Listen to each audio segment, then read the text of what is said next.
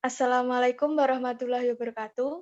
Perkenalkan kami dari kelompok 2 akan mempresentasikan PPT dengan judul Format Umum Penulisan Karya Ilmiah. Di sini disusun oleh Aufa Zaki Ardiningrum, Faikotus Sofiyah, dan Zulkifli Nur Safroni.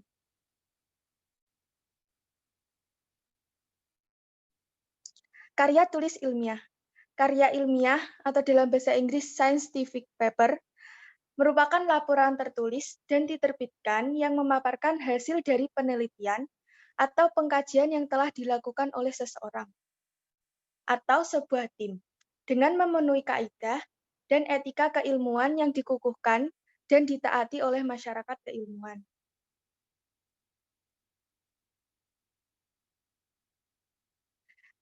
Kerangka karya ilmiah itu terdiri dari 1. Judul, 2. Kata pengantar, 3. Daftar isi, 4. Pendahuluan yang dibagi lagi sub-subnya, yaitu latar belakang, rumusan masalah, dan tujuan. Kemudian ada pembahasan, selanjutnya penutup yang berisi kesimpulan, dan yang terakhir daftar pustaka.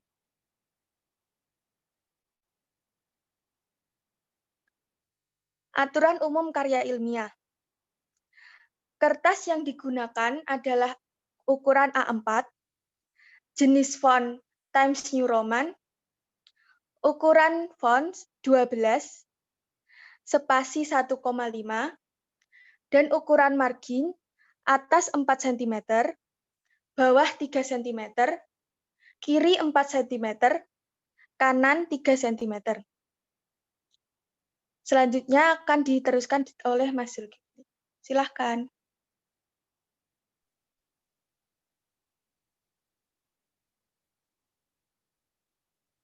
Baik, bagian saya yaitu menjelaskan mengenai poin B. Poin B di sini format penulisan pada bagian permulaan. Pada bagian permulaan terdiri dari beberapa bagian, ada halaman judul, halaman persetujuan dan halaman pengesahan, dan kata pengantar. Untuk halaman judul sendiri diletakkan di awal karangan ilmiah. Oleh karena itu, pada bagian ini haruslah terlihat semenarik mungkin agar menarik minat dari para pembaca itu sendiri. Halaman judul berisikan judul, subjudul, nama penulis, nama penerjemah, hingga penerbit. Halaman judul memiliki susunan seperti piramida terbalik atau segitiga terbalik. Jadi semakin ke bawah semakin mengerucut kecil dan semakin ke atas akan semakin lebar tulisannya. Jadi bayangkan ya. Selanjutnya untuk halaman persetujuan dan halaman pengesahan. Halaman persetujuan dan halaman pengesahan itu sendiri merupakan suatu bukti bahwa karya ilmiah kita sudah disetujui dan disahkan, bahasanya di ACC oleh dosen pembimbing, penguji, atau institusi sebagai karya tulis ilmiah. Pada halaman ini berisikan pernyataan dari pembimbing skripsi atau dosen pembimbing bahwa karya tulis kita telah disetujui dan layak untuk diujikan pada sidang akhir.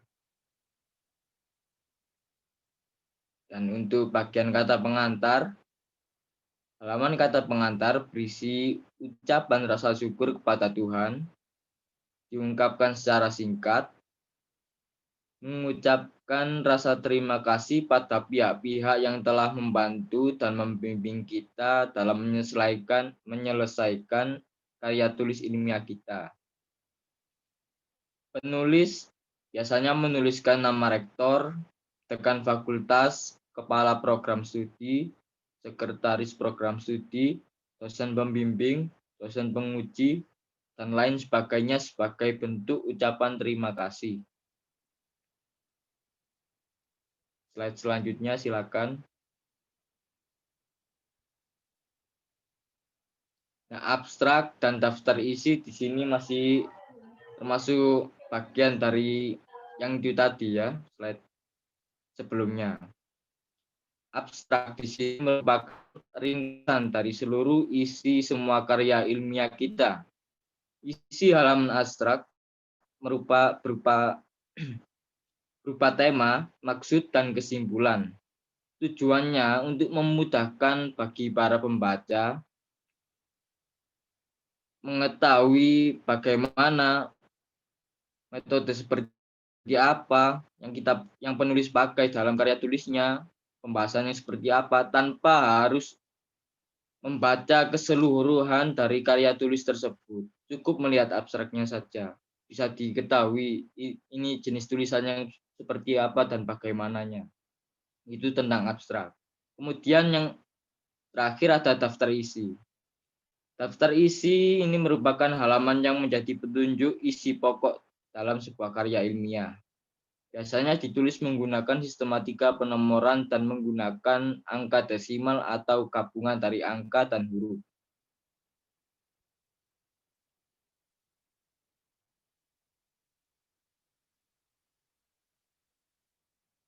Kemudian yaitu bagian C, yaitu format penulisan pada bagian materi.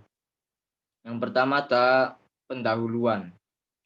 Pendahuluan merupakan bab pertama dalam karya tulis yang berisi jawaban apa dan mengapa penelitian itu dilakukan.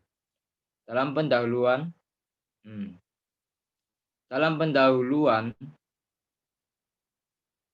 mencakup latar belakang masalah, rumusan masalah, dan tujuan dari penelitian yang dilakukan. Untuk latar belakang masalah penjelasannya yaitu merupakan informasi yang tersusun secara sistematis berkenaan dengan fenomena dan masalah problematik yang menarik untuk diteliti. Lalu perumusan masalah. Perumusan masalah berisikan pertanyaan yang akan dibahas dalam sebuah karya tulis, kemudian kita teliti dan dijawab secara sistematis dalam laporan penelitian. Rumusan masalah dikelompokkan menjadi 3, yaitu rumusan masalah deskriptif, menggambarkan, rumusan masalah komparatif, dan rumusan masalah asosiatif. Lalu berikutnya yaitu pembatasan masalah. Pembatasan masalah digunakan untuk menghindari adanya penyimpangan atau pelebaran pokok masalah, sehingga lebih terarah dan memudahkan pembahasan serta tujuan penelitian akan tercapai. Jadi pembahasan kita itu berhubung sudah ada batasan masalah, alangkah baiknya ya nggak perlu keluar atau melenceng jauh-jauh dari apa yang sudah dibataskan dalam pembatasan masalah tersebut. Selanjutnya yaitu tujuan penelitian. Tujuan penelitian di sini berisi pembahasan mengenai rumusan masalah dan menunjukkan hasil yang didapat dari penelitian yang kita lakukan.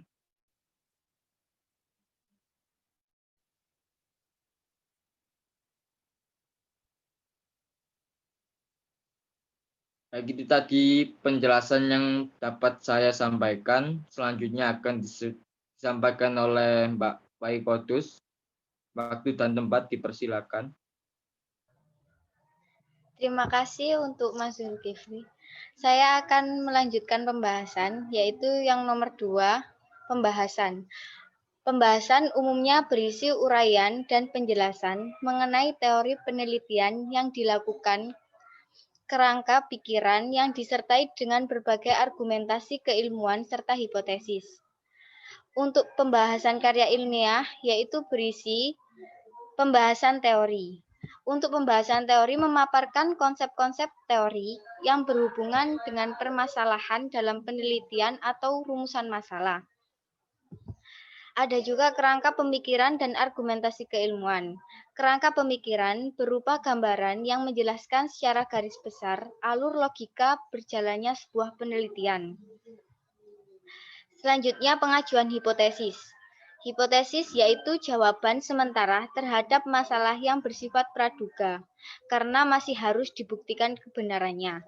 Pembuatan hipotesis biasanya dilakukan dengan sadar, teliti, dan terarah.